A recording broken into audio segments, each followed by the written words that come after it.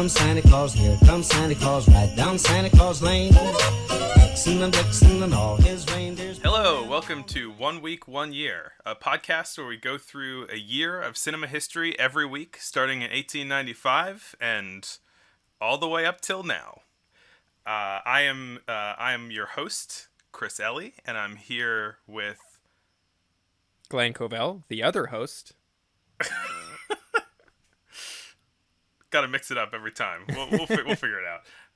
I'm a projectionist, and he's a filmmaker, and we're both all about film history and learning about film history. So we hope that you'll join us on this journey. Join us on this perilous journey. There is peril. There is peril. That's right. We're talking about Doolittle this week. Imagine if we just become like one of those bad movie podcasts. What do you mean become one of those bad movie podcasts? Hey, are you slandering George Méliès here?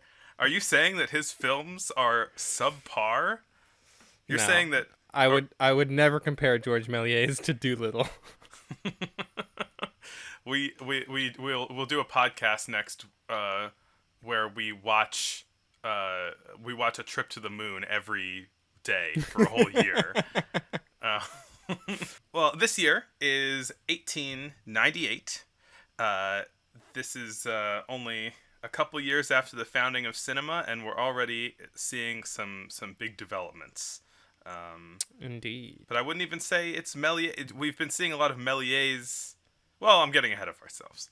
Yeah. First off, we like to bring us in with a little bit of context, a little bit of understanding of the climate of the time. So, Glenn, would you read us the news? The news, 1898. New York City annexes Brooklyn, Queens, and Staten Island to become the greater city of New York.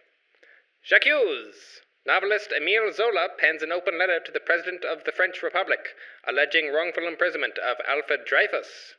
Annie Oakley to the President. If war breaks out in Spain, I have 50 lady sharpshooters for your military. 20 days later, the U.S. declares war on Spain.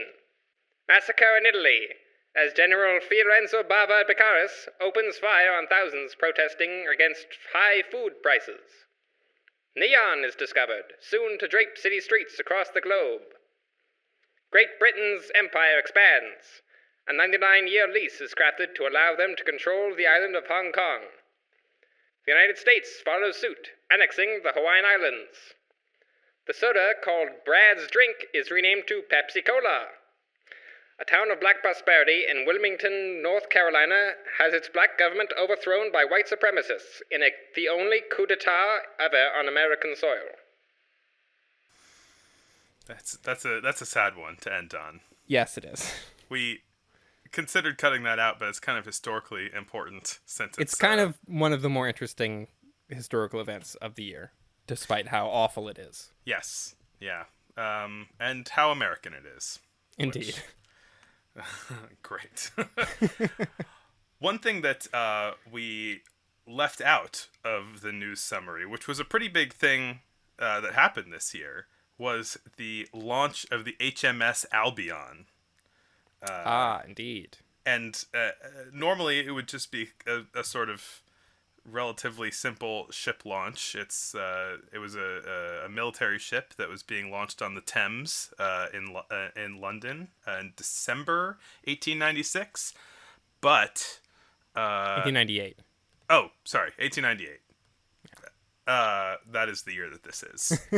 Well, it was 1898, so a large crowd gathered to watch it launch, because the only thing to do back in those days was to watch ships go into the river. Ah, yes, and wave your hats at them. Yes, exactly. But maybe, I don't know if it's for the first time, but it's notable in that there were several people filming it with motion picture cameras. Yep. Which was a new thing. But the ship launch didn't go great. No. It created a wave as it hit the water, which hit one of the docks along the Thames, which was mostly women and children standing on it, and the dock collapsed, and I think how many people 34. drowned? 34 people drowned. 34 people drowned. Spectators. They were just Indeed. they were just there watching. But also notable is that there are 2 surviving films of the event, not of the dock collapsing, but of the ship launch and the sort of ensuing chaos. Yeah, I actually found a third. Oh, really? On the AP's YouTube channel, but wow. yeah, it was less. So it was less notable than the other 2, I guess. Yeah, the I guess one of them is kind of the more straightforward, and that it is filmed from across the river, kind of high up, probably on a rooftop, and it's just this massive military ship going into the Thames, and it kind of looks too big for the water it's going into. Yeah, when I was searching for this film that we're about to talk about, that was the first one that I saw, was this kind of other one that's a little less notable, that's just a far off shot of this enormous ship going into the water. And I didn't really think much of it because I didn't know about the disaster when I first watched it. Because what's that big splash, that big wave, is being hidden on the other side of the boat. And most of what I was thinking was like, dang, this is like a huge ship, you know? Yeah. Dang, what a huge ship. Dang, a huge ship. But there was another one. There was another film shot by Robert W. Paul that was a bit more in person, a bit more verite. Yeah. Almost. It's astoundingly verite, I guess. Well, yeah, it's very it feels very modern and feels very kind of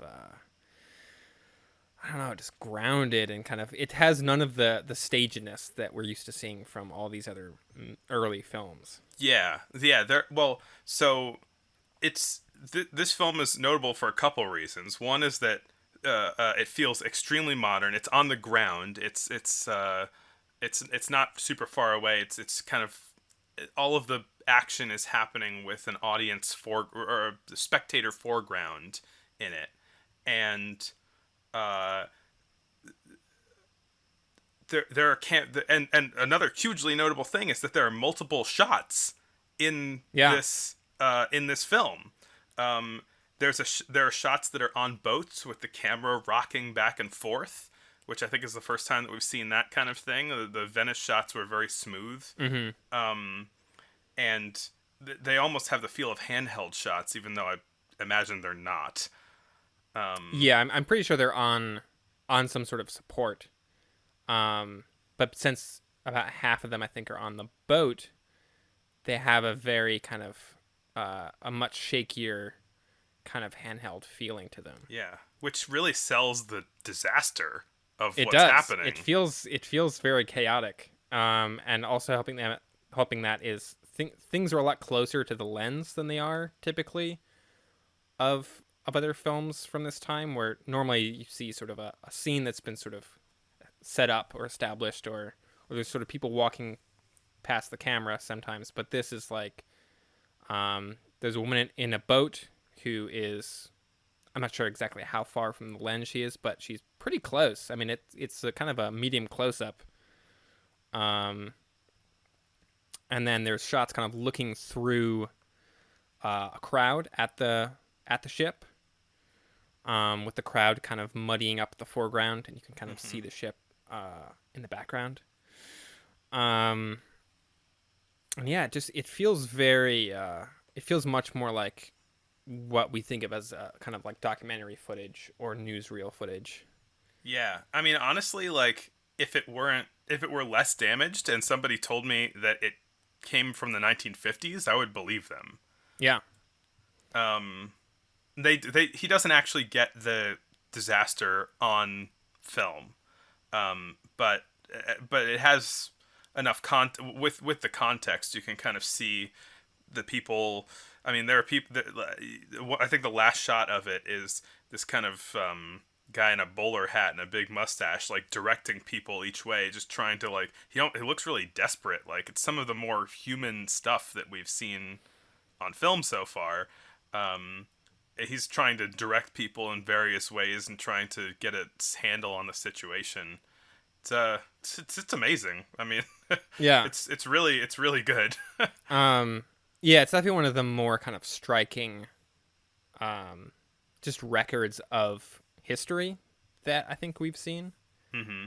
That isn't just kind of people on the street or sort of going about their job. This is like an actual event that happened that just kind of happened to be caught at least partially on film. Yeah. So highly recommend you all watch that. Oh, one thing that I should mention that I forgot to mention in the beginning, which was the thing that I was struggling to remember and stumbling, is that we now have YouTube playlists on our YouTube channel of every film that is discussed in the podcast. And because they're all copyright free at this moment. I don't know what we'll do after the 20s, really. But because they're all copyright free, you can watch them all on YouTube and have at it, you know? It'll only take a few minutes for you to watch everything. And you can they're silent, so you could even listen to us while you're watching them. That's a good point.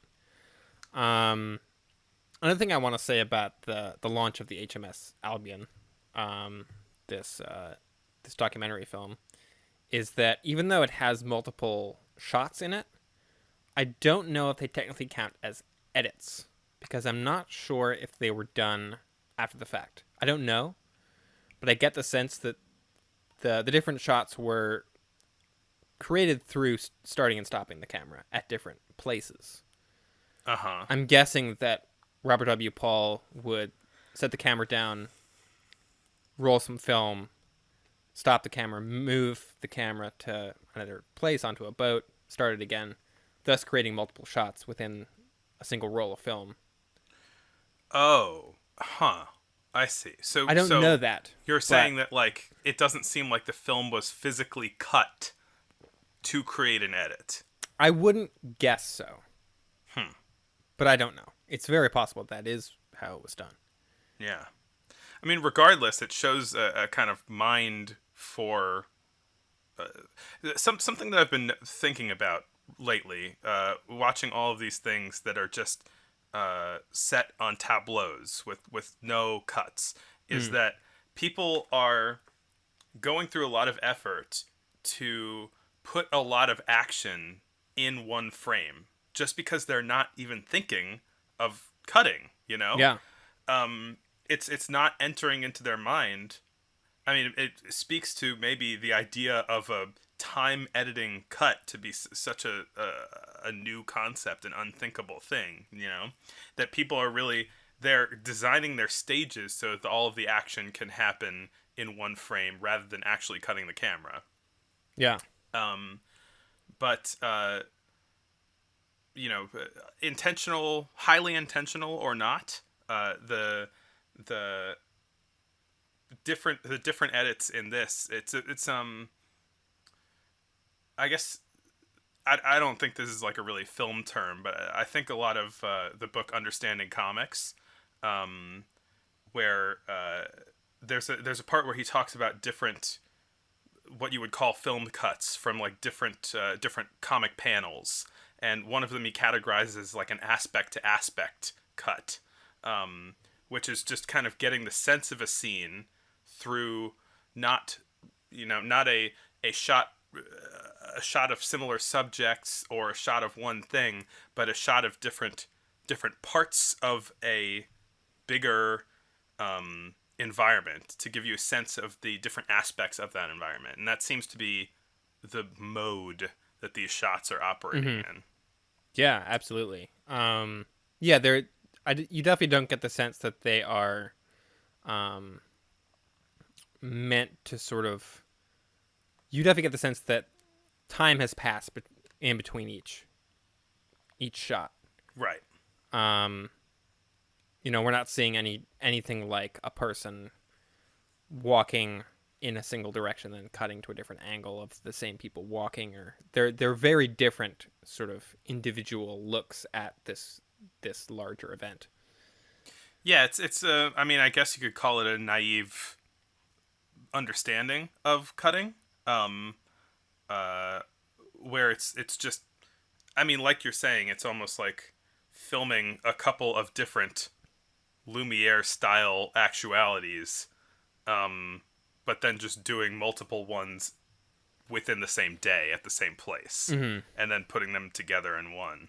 It kind of reminded me a bit of like home movies. I guess this doesn't really happen anymore because most home movies are done on a phone. But in the olden times of the 1990s, they were shot on VHS tapes. Yeah. And when you watch them back, they would just be cuts, sometimes like covering decades. Like, it's like Right, here we've got like a couple different shots of the Grand Canyon, and then hard cut to 10 years later in the backyard. Because that we just pulled the old VHS tape out of storage and started filming on it again. And that's kind of there's no jumps in time like that here. Yeah, it's probably only a couple hours at most. But that is something it reminded me of, was kind of like the way that we're getting little sort of glimpses from different times over the course of this longer of probably a whole day or half a day. Mm-hmm. Man, you just sent my brain way back to making stop motion videos with my not film but like home camera onto a tape, and I had no way of like taking a picture, and so every time I would just like record and turn off the recording as quickly as I could. Yeah. To try and simulate some kind of picture taking process. Anyway, Robert W. Paul, who shot that, I think earlier than this, was already experimenting with cutting, though, which makes me see him as a pretty big innovator here. Yeah.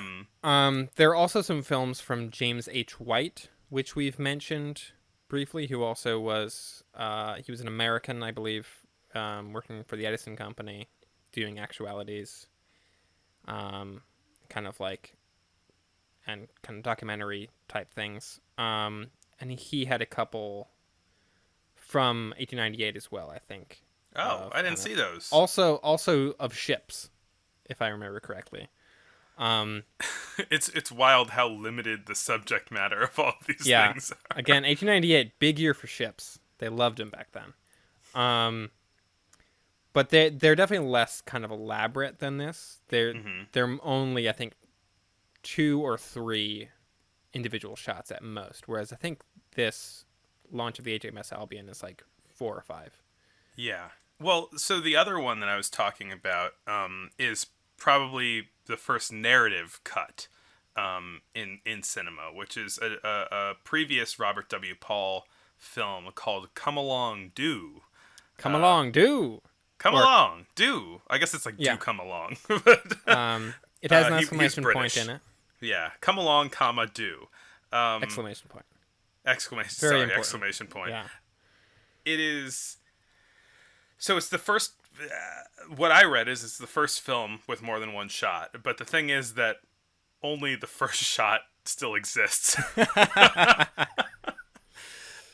There are 2 frames of the second shot that are available, but basically the idea is that it's like a man and a woman who are standing outside of an art exhibit, and they are sitting at the bench for a while, and eventually they go in the door, and then that's when the actual film ends. And what happens inside that's conveyed in 2 shots, or two frames, but was previously in an actual edit between 2 completely distinct scenes, is there is the man kind of gawking at a nude female sculpture, and then the woman giving him a hard time for it. Yeah. And I found it a little funny that like this is the first movie to have an edit for narrative purposes, but the first shot, which is the one that we have, serves basically no purpose for the narrative, because like the whole thing of it is supposed to be about that second scene, And literally the first scene is them just standing outside of the art exhibit. You know? Right. It's the equivalent of like the car pulling up and people getting out, which is in film school is the thing they tell you never to do. Which What is do you mean? just cut to them inside the building. Like, don't ever have a shot of just like people in a car pulling up to a building, getting out and walking in, because that serves no purpose. Like, we get that they went there. You don't need to see it. Oh man. But Robert go on. W. Paul clearly didn't go to film school.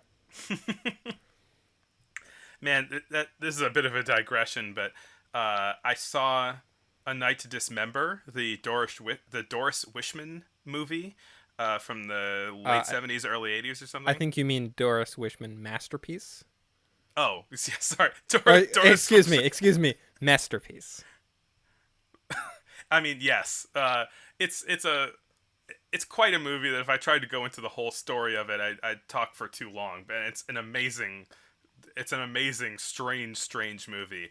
But in the introduction for the screening that I went to, they were talking about Doris Wishman's style, and she was a director who really did not like watching movies, and so she watched basically no other people's movies, and so as a result of that, developed basically her own cinematic language. And that's something that you can see in A Night to Dismember, because she basically anytime someone's walking there, walking somewhere, she felt the need to show their feet walking, because otherwise you wouldn't know that they're walking somewhere. This movie came out in the 80s. And that kind of reminds me of this naive idea of how to set up edits that we're seeing here. Yeah. That is a really funny example. I mostly thought of like movies that either I made as a child or that I had seen children make, where they have no greater understanding of sort of what film language is. They just kind of understand like a thing can be on screen, and you can do things like make cuts and like it's very interesting to watch adults, like professional adults, figure this stuff out, because no one had done it before. Yeah. I mean, this is this year is quite significant, I think, because like this literally is the first year where we're seeing the foundations of cinematic language. Yeah.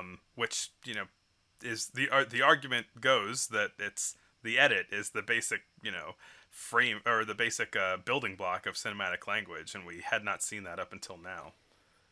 Yeah, absolutely. I think that's like that might be the single most kind of significant breakthrough that we've seen so far. Maybe, yeah. And it's so low key the way that it's introduced here. Yeah. And it is funny that this is like the oldest surviving kind of evidence of any continuity editing, and we only have half of it.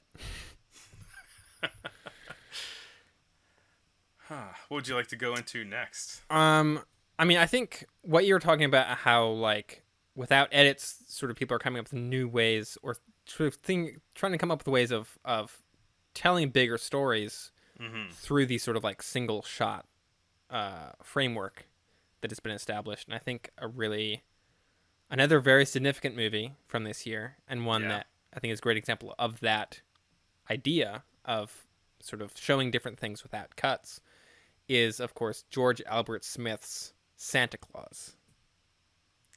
Classic.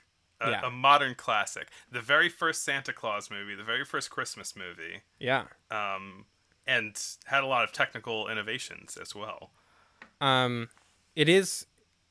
I mean, we had talked about how it's funny how a lot of Méliès stuff has like Halloween imagery, and how similar that is. Moving on to a new holiday. Yeah, well, I mean, yeah, exactly. But I think it is funny that like with all of the, you know, we're seeing mostly kind of 1890s Europe in these films, and how kind of different it seems from the modern. You know, the dress is different. The sort of like society functions differently. Santa Claus is still just Santa Claus. Yeah, no, totally. Like, this movie has Santa Claus wearing the iconic Santa Claus garb. It has him going down a chimney. It has him placing things in stockings. Yeah. And he carries a tree down the chimney, which is weird, but other than that, it seems pretty contemporary in terms of the depiction of Santa. There's no kind of truly bizarre, like, he doesn't he doesn't beat the children. He doesn't, he isn't some sort of weird elf creature. He's Santa Although Claus. we'll have to figure out the first Yule Lads movie for the weird Christmas stuff. Do you want to describe a bit more about the way this movie looks? I mean, the most notable thing, other than it being the first depiction of Santa Claus on film, is the way it uses double exposure, which is not something we've really seen much of before this. There was, I think, one other instance in 1898 that I noticed of double exposure, but I think this was the first one. I think this might have been the first, though. And so it's done in a very interesting way, which is we see a sort of a scene, a tableau of children being put to bed on Christmas Eve, as they do. And then rather than sort of like cutting outside or moving the camera, we see a kind of elliptical image emerge to the side of one side of the screen. So the kids in their bed are still visible, but then on the other side of the screen, this ellipsis opens up and shows us the roof, and we see Santa land on the roof. I think maybe he just crawls on the roof. I don't really remember. I don't remember. And then goes down the chimney, and then the ellipsis kind of closes again, and he comes out the chimney. And does the Santa stuff. Yeah, puts the gifts in their socks. And I'm sure it was filmed with double exposure, so it was two separate shots. They were filmed at different times. But right, but then they were edited into one shot. Yeah. They were combined into a single shot with no hard cuts. Well, there was actually one hard cut. Because I thought this was really interesting. The scene starts off in the bedroom with the lights on, and you're seeing the entire set of the bedroom. And then when the nanny or whoever switches off the lights, they do like a Méliès style jump cut, and then the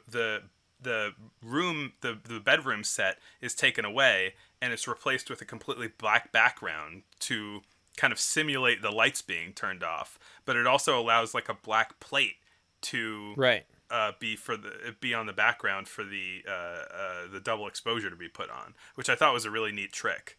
It kind of creates three separate scenes within one, like the pre lights turning out, the post lights turning out, and the rooftop scene. Yeah. That is an interesting point, that there is a cut, but it is not, the shot doesn't change. The lights change. Yeah. But yeah, I mean, it's like, it's early enough that I don't think that filmmakers were really thinking in the terms of, oh, we need to show Santa being on the rooftop. Let's cut to it.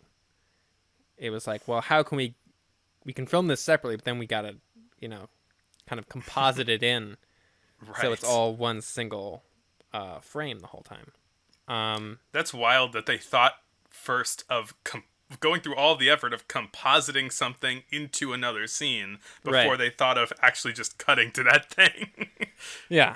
But it's very cool. And I think it, it allows you to see both Santa on the roof and the kids in bed at the same time, which is interesting.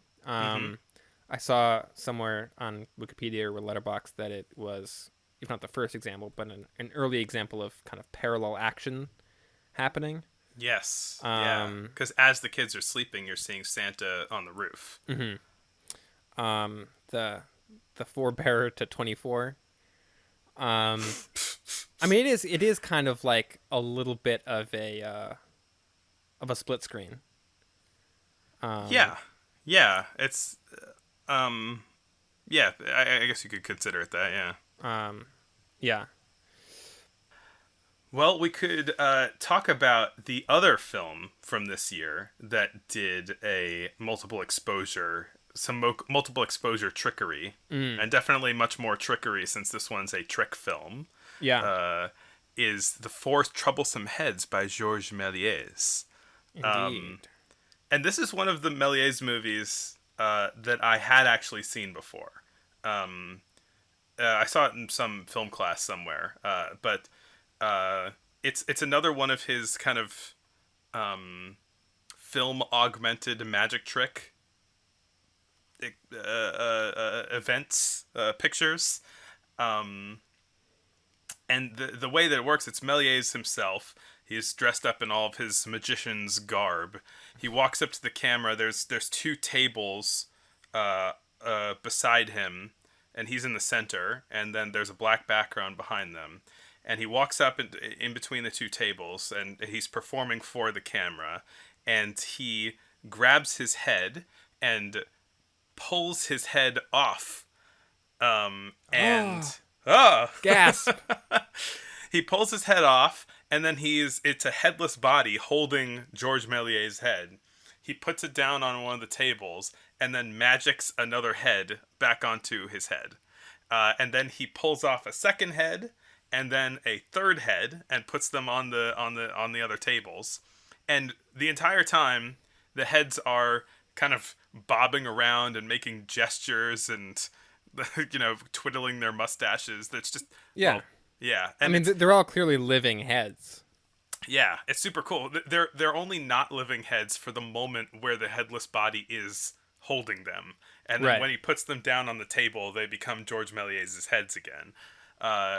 And when there's the headless body, you can see a not perfectly done, like, kind of black splotch over the body's head. Yeah. So basically what's happening here is he shot an exposure for every head that's sitting on a table, and he shot a bunch of himself just kind of making faces and whatnot.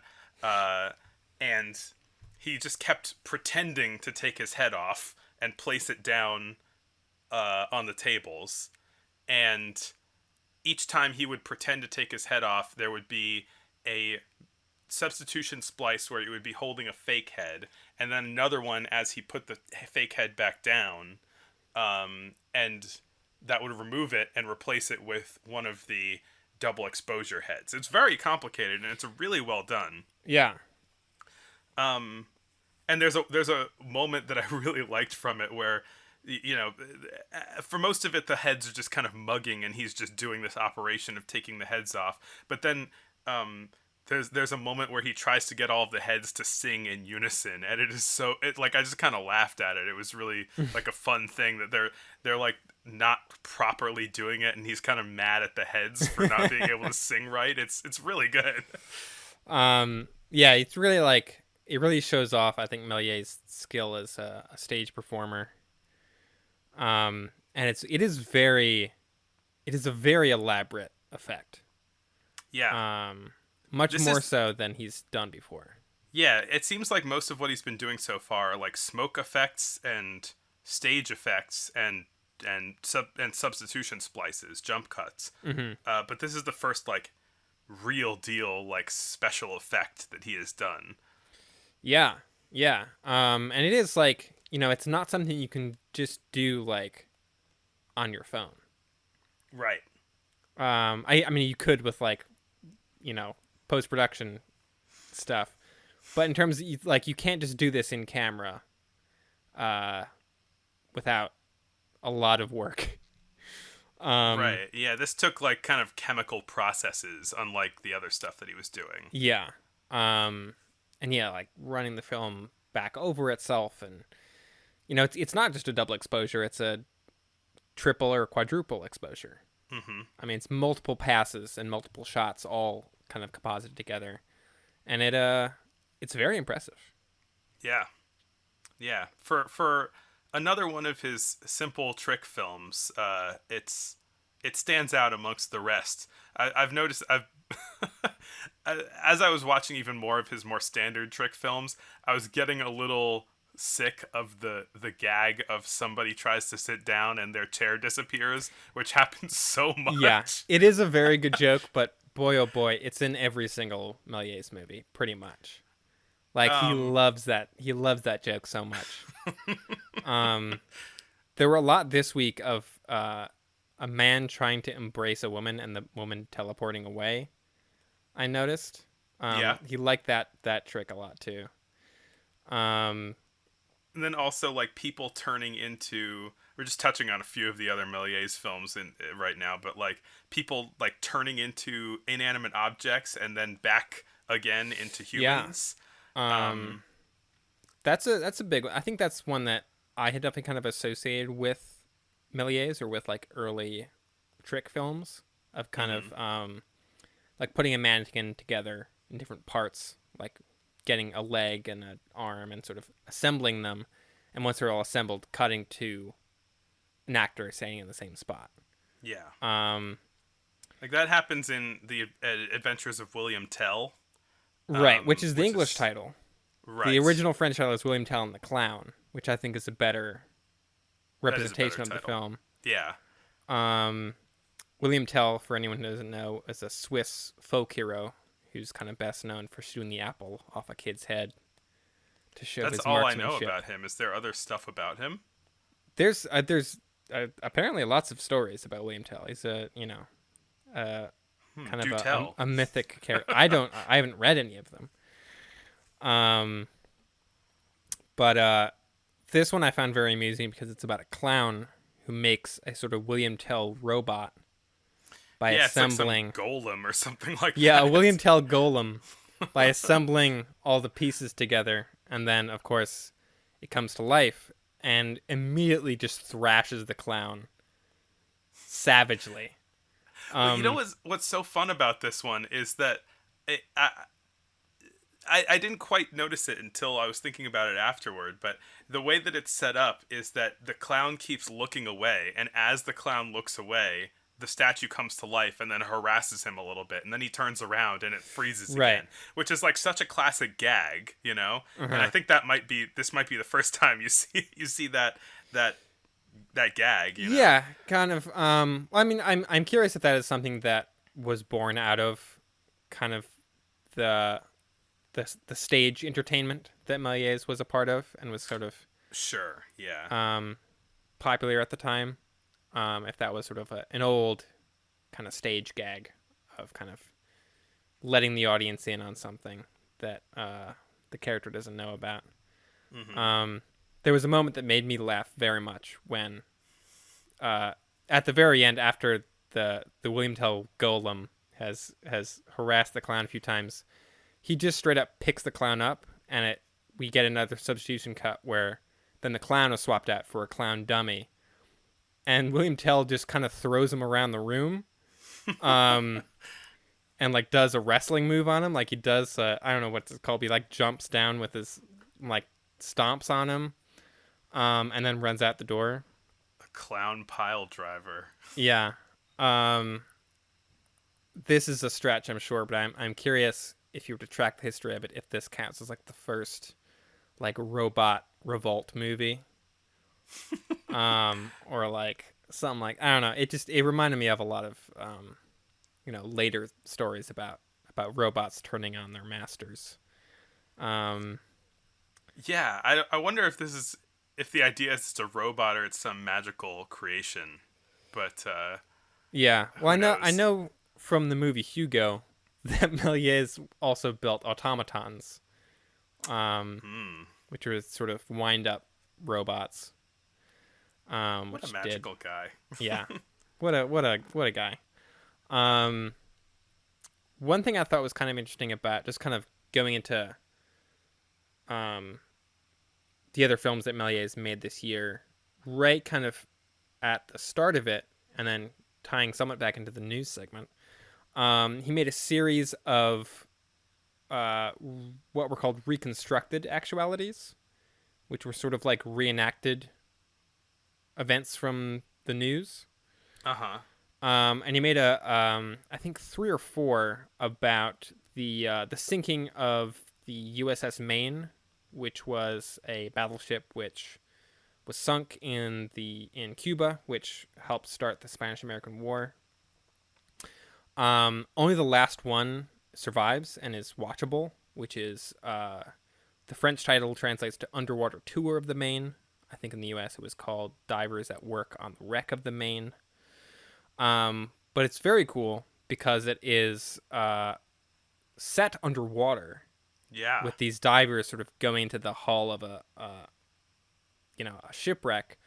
But the way he did it was he just put he had a set with actors in diving suits and, a big shipwreck thing. But then he put a fish tank in front of the camera, between the camera and the actors. So there's all these fish swimming around in the shot. It's really cool. It's well done. Yeah, and it's it's another example of just like the simplest, dumbest way to do a effect, but it works. I mean, yeah. it's cool. It's like, they're underwater now. It does make me wonder what the other ones looked like. I think this is would still end up being the coolest one. Yeah, it seems like he did some of these recreations that were pretty straightforward, but then he definitely allowed himself to get kind of fantastical with some of them, like putting a camera underwater hypothetically. Yeah.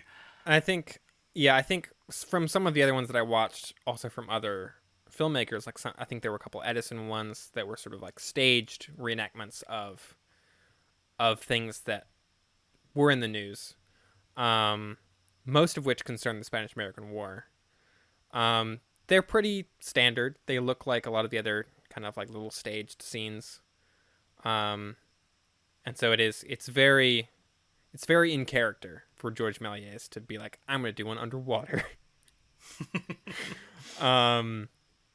But I don't know if I had really read much about previous to this week about how like there weren't really newsreels yet, but there were these kind of like staged newsreels to show people what was happening around the world. Yeah, that's the thing. It's like they weren't actually like, I don't think film was enough of an institution for them to really be doing any kind of current event stuff. But these are like, just dramatizations of things that you would have heard about in the news. Yeah. Maybe a few months ago or something. But then I think also on Wikipedia, it stated that Méliès had done a number of these in a row, and maybe had gotten kind of tired of them because then immediately went back to doing kind of much more traditional kind of like magic shows for the camera. Mm-hmm.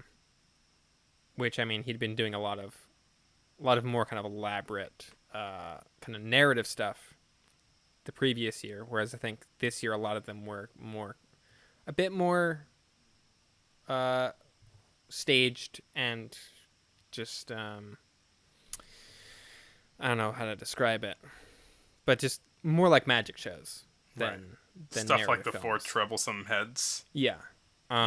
With a couple exceptions. I mean, there's one which wasn't based on a specific painting. He'd done a couple in previous years that were based on paintings. But this is sort of a common subject for paintings, which is the Greek myth of Pygmalion and Galatea.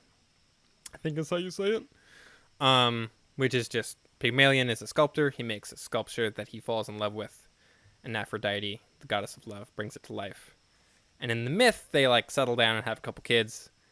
In the the Méliès movie is just like the wacky comedy version of this, where the statue comes to life, but then it's like teleporting around the room, and like he's chasing after her, and he like grabs onto like her midsection, and then her torso teleports away, and is across the room, so he has to go chase that. And by the end of it, she just turns back into a statue, and Pygmalion either faints or dies. I can't quite tell what the intention was. That makes me wish that, I mean, maybe he did, but that Méliès would make a dramatization of Orpheus and Persephone. Eurydice. Oh, Eurydice. Sorry. Gotta get your similar sounding Greek names correct.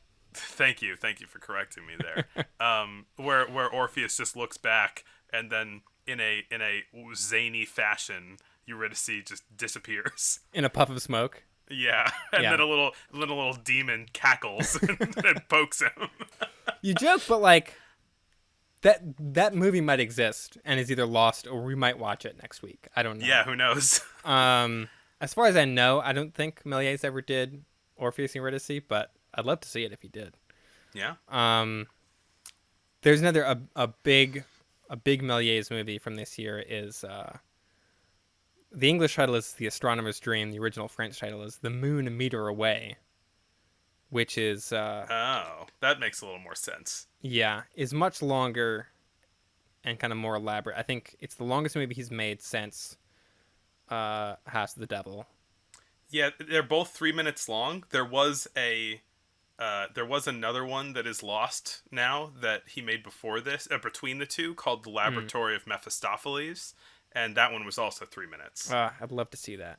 Yeah, there were a lot of Faust movies this year. Yeah. Like, a lot. I don't know why it was such a thing. People were just crazy for Faust in 1898. Yeah. But yeah, The Astronomer's Dream, or Moon a Meter Away, there's a lot going on. More than I care to really describe. Because it's very fast paced. A lot happens.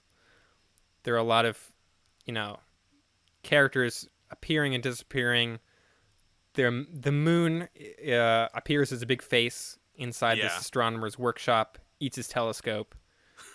The moon has these giant gnashing mouth, and he's looking at the moon, and all of a sudden the moon just pops up right close to him, and then has his giant telescope in its mouth, and it's just gnashing on his telescope. Yeah.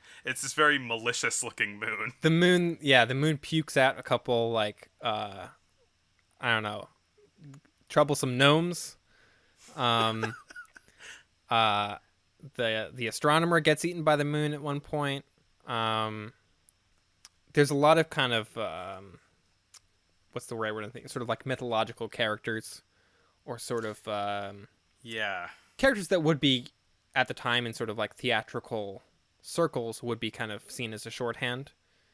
Yeah, there was this moon lady who was some kind of mythological there feature. There was a moon goddess. I think a lot of this stuff would have been more sort of culturally in the, I don't know, would have, if you were watching it in France in 1898, you would have picked up on who these characters were just by their kind of visuals. The ones that we still recognize are Mephistopheles and I guess that's the only one. Yeah. I mean, this movie was in olden times, and they were just like, oh yeah, the Iliad, that was last week. Yeah, of course. All olden times were several years. Oh yeah, the Iliad, yeah. That just happened, right? This movie was retitled to A Trip to the Moon when it came out in the U.S., further confusing English titles for George Méliès movies. Oh, boy. The American releases for all of his movies just screwed up all the titles. There were a few other ones. Using a couple other kind of stock characters from pantomime theater. They all kind of blended together for me. I don't know. Yeah, I mean, I think that The Astronomer's Dream was pretty cool, but it just seemed like another big Méliès movie. I was more interested in the Four Troublesome Heads, because I thought that was really neat and innovative. The Astronomer's Dream is a bit more of his funky substitution cuts. But it does have a really cool looking moon in it. Yeah, the big moon face is very cool. We're gonna see a lot more big moon faces from him. There is one other thing that is not extremely notable, but is a good segue film. Is that Méliès made a train movie this year. He made a Phantom Ride, they're calling them, which there were a ton of Phantom Ride movies this year, of just people placing a camera on a train and you watch it go. This one's called Panorama from the Top of a Moving Train. So unlike any of the other ones I've seen, I'm not sure how unique it is, but this one, the other ones have been on the front or back of trains, and this one is sitting on the top, and you can see the train on the bottom of the frame, and you gotta see some neat Parisian late 19th century buildings. But it was Méliès making a Lumière. He kind of dipped his fingers into every pie. But since he's an overachiever, he had to do one on top of the train. Yeah. Should we talk about the Lumiere brothers films? I think from so. This year? Yeah, we've been sort of sleeping on the Lumieres a little bit, because I don't know, they're not necessarily pushing everything. They're doing some neat ethnographic stuff, but nothing as funky as Méliès. There was some short kind of actualities from different parts of the world that were kind of interesting, just for kind of little peeks into history. Mm-hmm. Well, this year, we see the Lumieres doing an innovation in camera movement, which has not been done before, which is the first kind of quote-unquote crane shot, or the first shot of a camera moving up, which is Panorama pendant l'ascension de la Tower Eiffel. Oh, le Tower Eiffel. I did a worse job at that than you would have, but it's a camera that is set up on an elevator going up the Eiffel Tower. But it's a really cool shot, honestly. It is, yeah. It's got a lot of the scaffolding of the Eiffel Tower, like dark, weird angles in the foreground, and then you're seeing a building in Paris that it's looking down on in the background, and so it's got this really interesting movement to it, and some really interesting color going on, quote unquote color. And also, this probably wasn't intentional, but the camera was like really skewed to the side, and so this may also be the first Dutch angle. Oh, was it skewed, or is that just the angle of the elevator? I don't know. It looked like really off kilter. Oh. I don't know if I can find it. I don't imagine it's it was intentional, but it looked kind of neat. It made the shot more kind of, it made the shot less plain, I guess. There's another one which is, I guess, somewhat similar in that it is a camera moving vertically, but kind of in a different way. This, I'm not entirely sure if it was actually released in 1998. I've seen it credited anywhere from 1897 to 1899. But it is a camera looking straight down at the ground, hooked up to a balloon that is ascending. What? I don't know about that one. And that one is pretty wild, just in terms of how different it looks from a lot of the other Lumiere movies, because it's looking straight down as the ground kind of falls away. It's pretty shaky. I mean, it's on a balloon, so it's not super smooth. But it's pretty cool. Is that Lumiere? Yeah. Oh, I'll have to check that out. But there's a lot of confusion as to when that one actually was filmed or released, I guess. What's it called? Panorama pris d'un ballon captif. I'll be sure to add that to the playlist. There was another one that the Lumieres did this year, which I thought was quite fun, which is called The Woodcutter, a Music Lover. The Lumieres are also doing a lot of stuff, like Méliès, except they're just hiring people to go around and do. They're hiring people to go around and do actualities, And they're also filming little sketches, like not much more complicated than the Sprinkler Sprinkled. But it's just filming little locked off sketches. This one is just like weird. I don't... It's called The Woodcutter, a Music Lover. And it is a shot of a guy who is playing a trombone that has a saw attached to it, and then using the backwards and forwards motion of playing the trombone to cut wood while he's playing music. That's pretty much all there is to it, but it's so strange. It does kind of feel like a background joke from a Monty Python sketch or something. Yeah. It's just such a weird visual that I don't know. It's like they came up with it one day and they're just like, it would be so funny if it was playing a trombone, but they was using it like a saw. I don't know. I love to imagine the Lumiere brothers just chuckling to each other about the silliness of this visual, and then just immediately going to putting it on film, like spending a good 10 hours just getting everything together and making it. I love it. It's it's very dumb. It's very silly. It's not particularly innovative or important in any way, but it is very enjoyable. Yeah.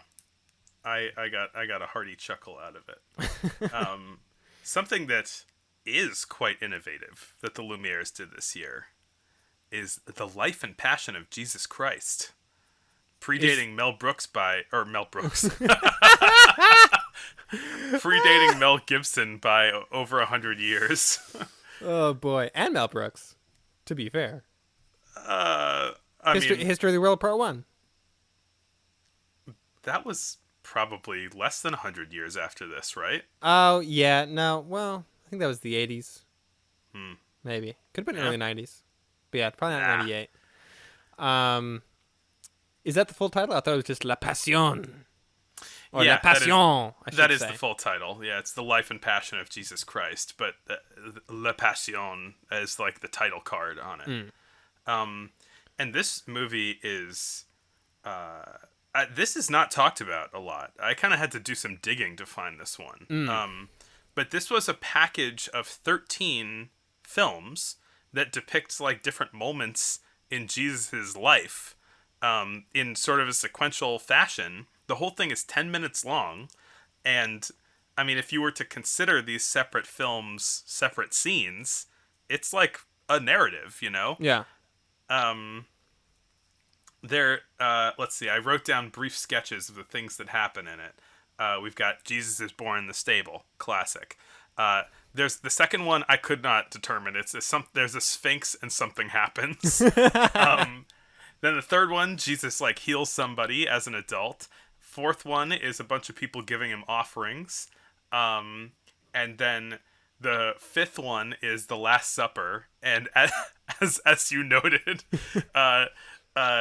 they're setting up the Last Supper, and then with a substitution cut, Jesus teleports into the Last Supper. Which, I don't know, I might be showing my ignorance of Christian mythology here, but I didn't think that teleportation was one of Jesus's powers. No, he had pyrokinesis though. Right, he's got water walking. He's got healing touch. He's got magic missile. The next one is Jesus in the woods and getting captured by Roman soldiers, and then a shot of Jesus getting tortured indoors, and then Jesus back in the woods again, getting the crown of thorns put on him, and then them giving him the cross to carry. The next one is him being nailed to the cross, and then penultimate is Jesus on the cross, and there are people praying at his feet. And then the last shot is his body getting buried in a casket and people weeping. And then at the very end, you see him pop out, but then it immediately cuts away. Wait, really? Yeah, it's like like the last second of it is like it opens up and he sticks his head out, and then that's it. So it does make me kind of just a cheeky little Jesus. Yeah. Still here. It does make me wonder if there was more to it that is now lost. Because it seems like a weird spot to end. It's kind of a cliffhanger. Well, I think people know. Yeah, maybe. Still a weird spot to cut. Just like, Yeah. that's out. Yeah, I don't know. I don't think at the time this was considered a single film. No. Yeah, And so it was a I'm package. not going to. What I read, and I don't know how true this is that it was a package of films that were sold that people could pick a la carte that they wanted to buy and present in their theater. But put all together, it tells a story, which is, it tells the most coherent story that we've ever seen. Probably, yeah. Or at least the most complex. Yeah. Certainly more complex than the Sprinkler Sprinkled. Yeah. Yeah, I mean, I don't know really what you would consider the start of this, but I think this could maybe be considered the first film serial. Yeah. As it's a series of individual films that tell a broader story and are kind of meant to be watched in sequence. Yeah. Yeah, it's pretty lavish for like a Lumiere Brothers movie. Mm-hmm. Yeah, it's got some painted sets and all that kind of thing. The- People in costumes. Yeah, like the forest set in particular was very eye-catching. Yeah. I don't really know, because of the sort of low degraded quality of the film, it's hard to kind of tell exactly how it was constructed or anything, but it's just these sort of almost I don't know, very kind of like impressionistic trees. Yeah, They're- like spiky, like thorny trees. Yeah, they almost look like coral. And it's very cool looking. Mm-hmm. But yeah, I mean, I had never heard of this movie. I had never heard of it nor seen it until about, I don't know, 20 minutes before we started recording when you told me about it. But it does seem like one of the more significant movies of this year, or sort of like series of movies. I guess there was some precedent with like the reconstructed actualities of kind of creating a series of shorter individual films that were meant to be kind of watched together. Yeah. But never really like a full kind of staged narrative like this. Yeah, and that's the thing, is that like they're meant to be able to be watched together, but they're also meant to be able to be watched individually. These are all just different scenes of Jesus, but because we all know the Jesus story, we know what order they go in, and we know the story that's being told. So yeah, it's an interesting thing that it was sort of flexible as either just some individual scenes or an entire story. Yeah. It's really interesting reading about, one thing you don't really get just from watching these on YouTube is the kind of backstory of how these movies were exhibited and shown. Yeah. Which has been a really interesting thing to read about, because there are a lot of differences.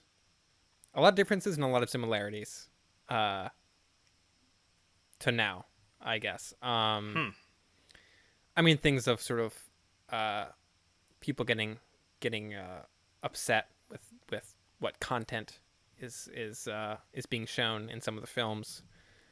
It's something that is still very, very much a thing that happens. But then Poor The Hunt.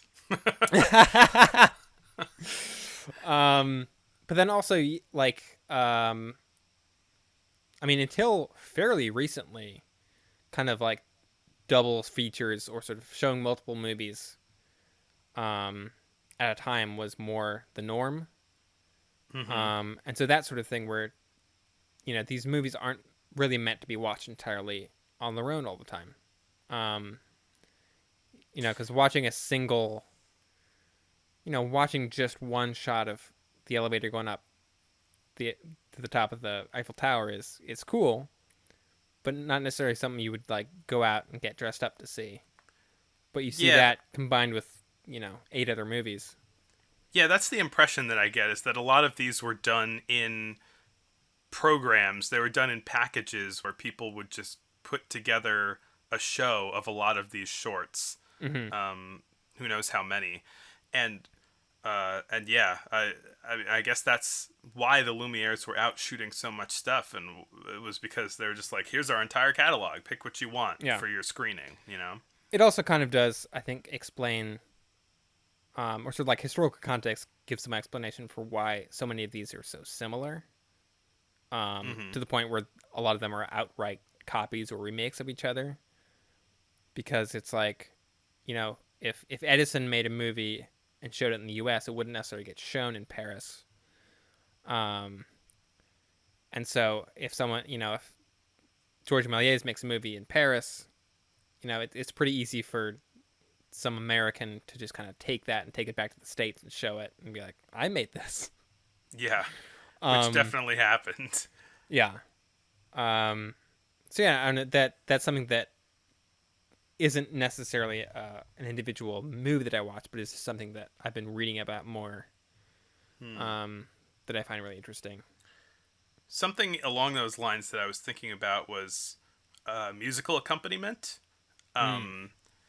because I was thinking a lot of these might have been being shown in kinescopes, or being watched in kinescopes, which is like a little podium that you look into, so it's just silent. There wouldn't be any musical accompaniment.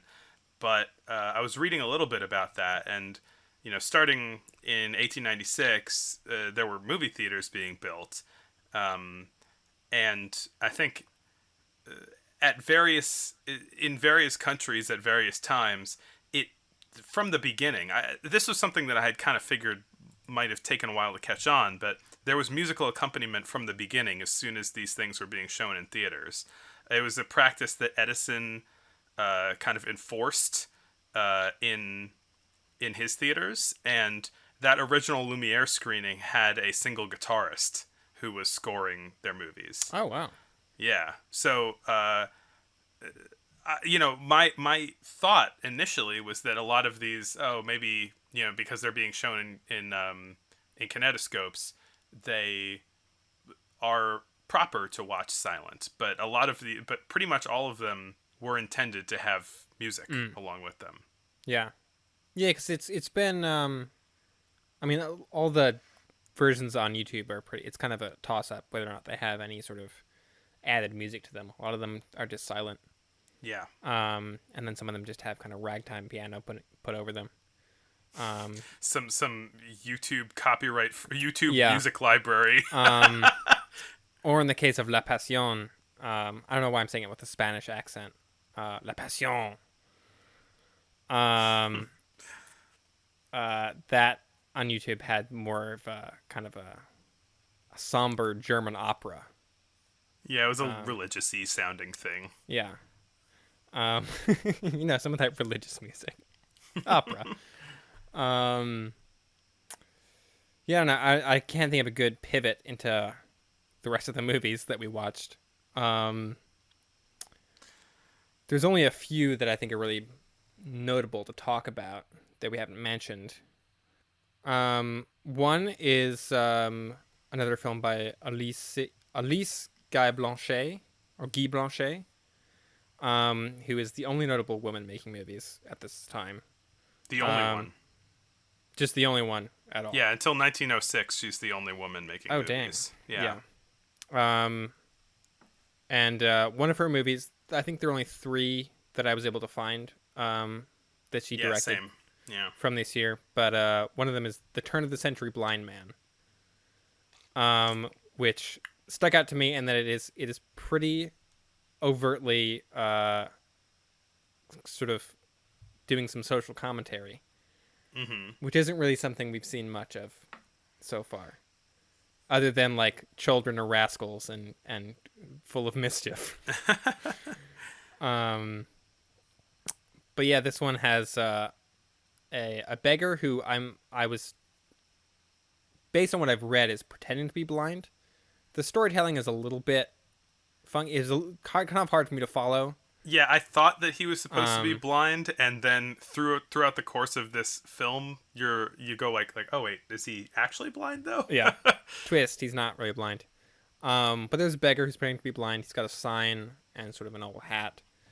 And a cane and a dog, like a seeing eye dog too. Ah, yeah. Yeah. And then the cops show up and kind of rough him up and tell him to beat it.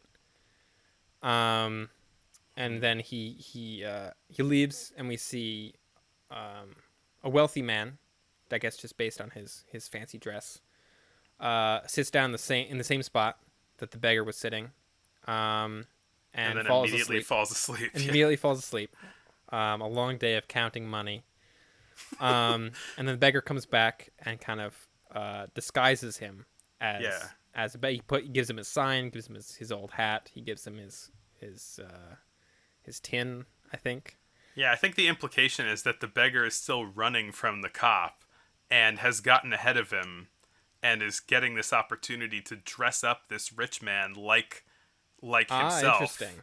And so this rich man will get arrested instead of him. Which is what happens. The cops show up and then rough up the rich guy, seeing that he's dressed in the uniform of a beggar. And then the sort of surrounding, I guess, crowd shows up to vent their displeasure at this, while the beggar laughs. The implication being kind of that, the police are just going around roughing people up. Yeah. Based entirely Alice said ACAB. Yeah. That was the first ever defund the police film, I suppose. But anyway, it's definitely interesting to see a movie from this early that is sort of like, kind of almost winking to the camera like, topical. Right. Political. Get it? And it definitely, like, watching it with no context, I would not have picked up on any of this because it's very degraded. I can't read the sign that he's carrying. It's also, I don't think it's in English. I believe it's in French. Yeah. And it's mostly just kind of like a chase movie. A guy gets chased off screen. He comes back. He swaps out his clothes, and then it's a comedy. It's primarily a comedy. Yeah. But I did think it was notable upon reading up on it that it was meant as a kind of as social commentary. Which is notable. Did you want to talk about any of her other two movies, or move on to one of the other odds and ends? I mean, there's not really much sort of like new or interesting. Like, they're pretty similar to other stuff that we've seen already. Yeah. There's one kind of like magic trick type movie, and there's another kind of like war scene. Yeah. Her war scene was neat in that it looked more realistic than the war scenes that we'd seen in some of these recreated stuff like Méliès made. It wasn't as obvious of a set, I think. Yeah. And yeah, one thing that stuck out to me is that it almost felt kind of, we've been talking about how these movies are using their kind of single frame. And this was one of the first that really felt kind of constrained by it. It really felt like almost that there's stuff happening on all edges of the frame, to the point where it's almost like you wish they'd just widen out or move the camera or do something, and it's just sort of like, it feels very kind of locked and constrained by this unmoving single shot. Interesting. There was the first film by Edwin S. Porter this year, who will be important later. TBD. It's called The Cavalier's Dream. It was it's a Méliès alike. Yeah. that has some. It's like what is it? It's a guy falling asleep and some spooky things happen. Yeah, that's really a whole genre, is the dream genre, where someone falls asleep. Yeah. A bunch of spooky stuff happens, and then they wake up like, it was all a dream. All within the span of a minute. Yeah. But Edwin S. Porter getting his name in there. Yep. He's most notable for directing The Great Train Robbery, which I guess we'll see 5 years from now. 5 years from now, like 5 episodes from now. Yes. Yeah, it turns out The Great Train Robbery is a movie that came out in 2080. So, anyway. I did have the thought, we can cut this out, but I did have the thought the other day that if we make it to 100 episodes, Yeah. it'll be 1995, and we can talk about Batman forever.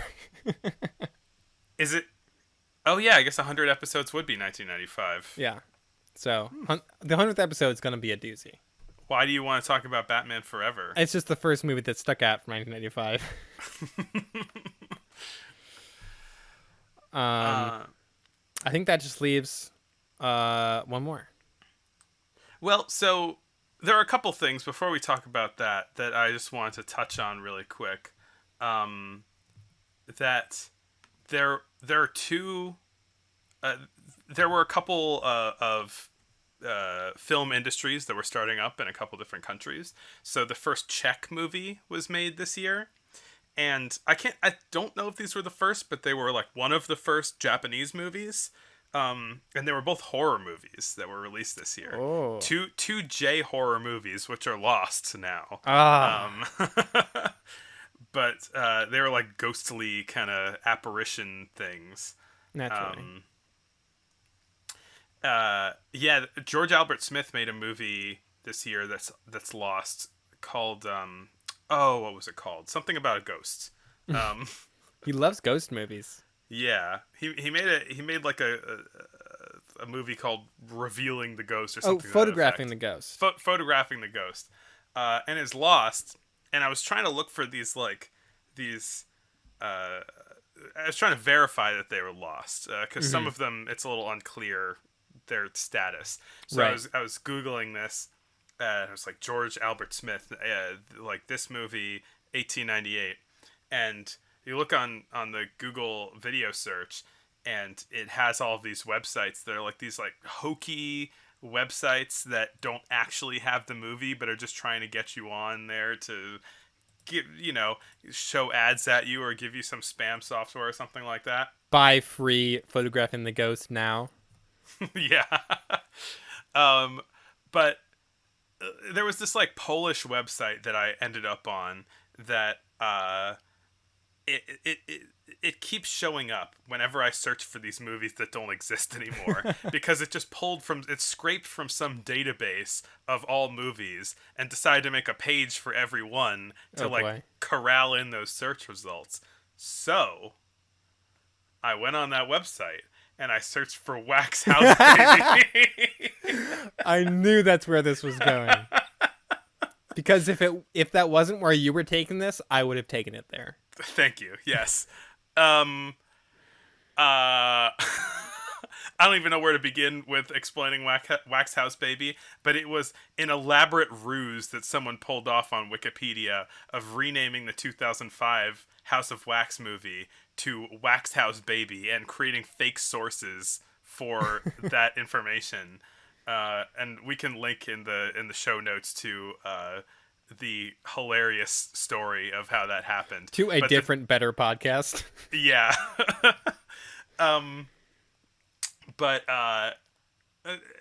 Because it was on Wikipedia for so long, a lot of film websites thought that Wax House Baby was a legitimate alternate title to House of Wax.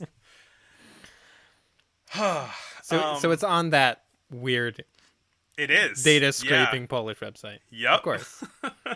That's amazing. I have two gripes from my research. I got two gripes. Here's one of them. Our new segment, Chris's gripes. This is just our odds and ends segment. So there were a couple of gripes that I had. One is that a lot of our research that we're doing is on Letterboxd, and we're looking at you and me are both logging, I think, all of the movies that we watch for this on Letterboxd. I'm not logging all of them. No, I'm logging all of them. This is really the only time I haven't logged every movie I've watched on Letterboxd since I think October of last year. I'm logging a few. I'm logging the ones that I have anything notable to really say anything about. Because Okay. if I don't want to log all of them because I'm watching so many. I want to log all of them. And this actually, I had slacked on my letterbox for 2 straight years, and this motivated me last night to go through and try and reconstruct all the movies that I watched in the last 2 years. But here's my gripe, is that on all of these movies, these old 1890s movies that we're watching, there are comments and reviews from people, and they're so bad. like there are people just going like, half a star, boring, whatever, and I'm just like, my guy, why are you watching these if you're gonna be doing this? Come on. Yeah. Why you're watching this and taking the time? Maybe they're doing a similar project where they're deciding to watch every movie from every year. And are just finding it extremely boring and are somehow continuing to do so. Yeah. Yeah, and there are people like making dumb jokes, and like it's just a lot of, I don't know. I just look in in the reviews, and I'm very disappointed by everything that I'm seeing. There are for every like 10 of those though, I think there is at least one like really funny review for a movie from this time. I mean, there was one for Come Along Do, which was The Second Room Slaps.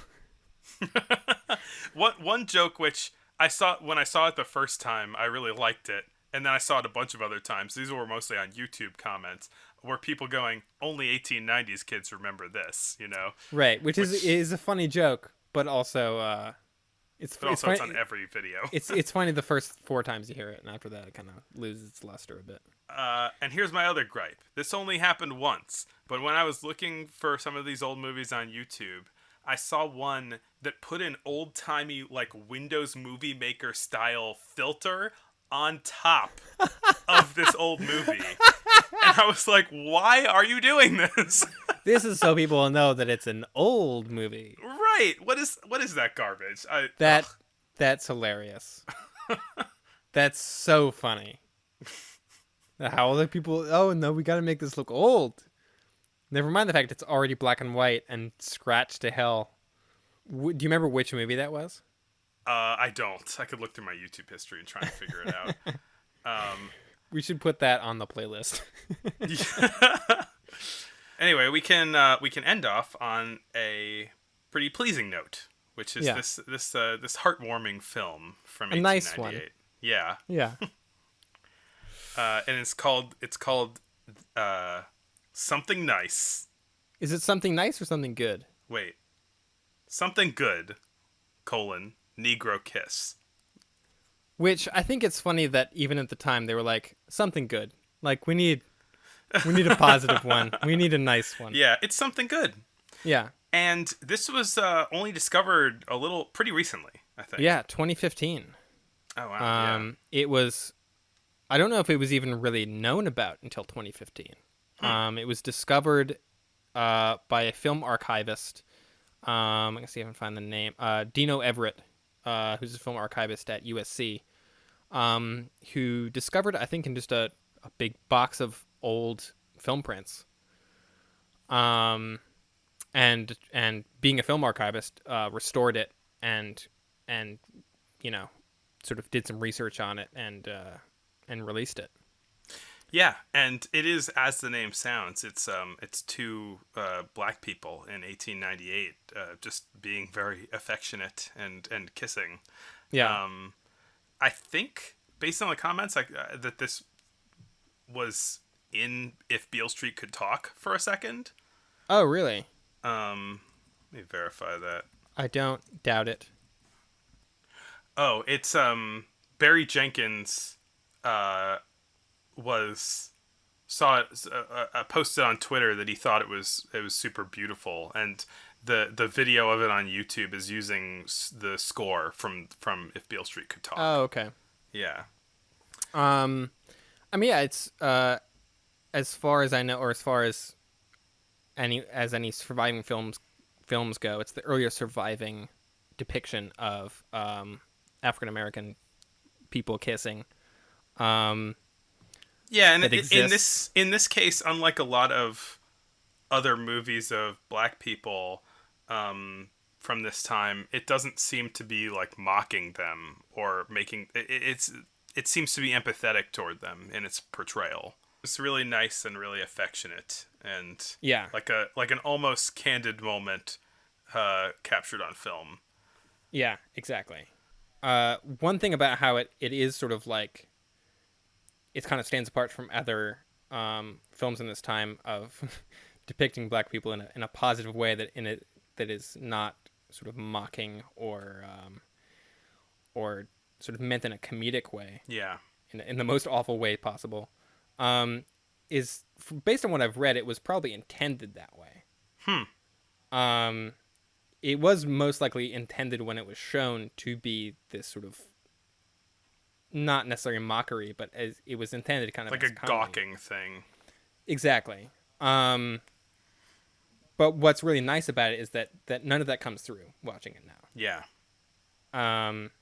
There's a There's a quote from Dino Everett, the guy who restored it.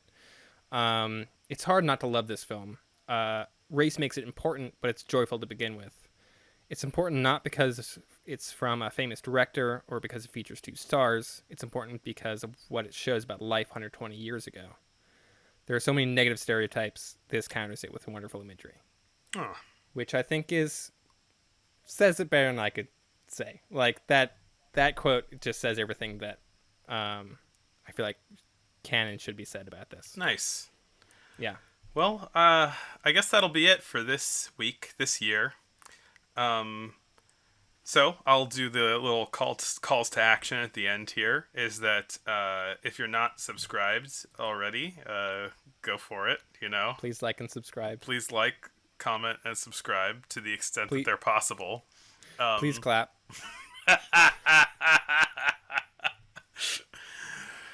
Oh, poor Jeb. Again, I mean, I think it's the third time that I'm saying it, but we have a YouTube page, and I am making a playlist for each episode, and we've got a playlist of all the movies discussed on the episode, and so you can watch along, and it should be pretty nice. Oh, and in the episode description, it has links to all of the movies that we talk about and the playlist as well, so you can find it right there. And we made it easy for you. Yeah, and we got a Twitter, we got all sorts of stuff. So, with that being said, I guess Glenn's just dying over here. We got all the stuff. We got all Twitter, the we got stuff. YouTube, I just went through every social media website and made an alternate identity for myself as a podcast with a King Kong logo. Yeah, well, with that being said, thanks for listening to this possibly longest episode so far. And Oh boy, yeah. Dang. and we will see you next week.